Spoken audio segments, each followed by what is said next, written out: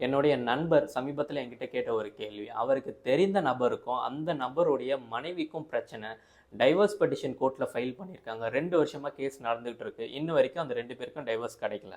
இதே திரைத்துறையில இருக்கவங்க divorce petition file பண்றதா நியூஸ் வருது. சில மாதங்கள்லயே டைவர்ஸ் கிடைச்சிட்டதாவும் நியூஸ் வருதே. அது எப்படி? உண்மையா அது சாத்தியம் தானா? அப்படின்னு கேட்டாரு. விஷயம் இது 2மே ஒரே டைவர்ஸ் கிடையாது. என்னடா சொல்ற? அதிகப்படியா திரைத்துறையில இருக்கவங்க ஃபைல் பண்ற டைவர்ஸ் என்னன்னா மியூச்சுவல் கன்சென்ட் டைவர்ஸ்.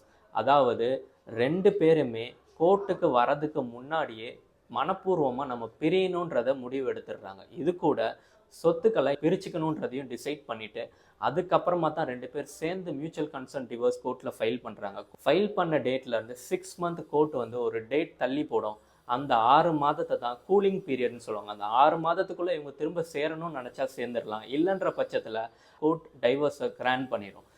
இந்த 6 மந்த் கூலிங் பீரியட் வந்து மேண்டேட்ரியான்னு கேட்டால் அது மேண்டேட்ரி கிடையாது. இஃப் சப்போஸ் அந்த 6 மந்த் கூலிங் பீரியட் எங்களுக்கு வேணாம் நினைக்கும் போது அவங்க வைவர் பெட்டிஷனை கோர்ட்டில் ஃபைல் பண்ணும் பட்சத்தில் ட்ரையல் கோர்ட் இந்த 6 மந்த் இவங்களுக்கு தேவை இல்லைன்னு நினைத்தால் அந்த பெட்டிஷனை அலோவ் பண்ணி இன்ஸ்டண்ட்டாக டிவோர்ஸையும் கிராண்ட் பண்ணிடும். இப்படி தான் திரைத்துறையில் இருக்கவங்க இன்ஸ்டண்ட்டாக டிவோர்ஸ் வாங்கிக்கிறாங்க.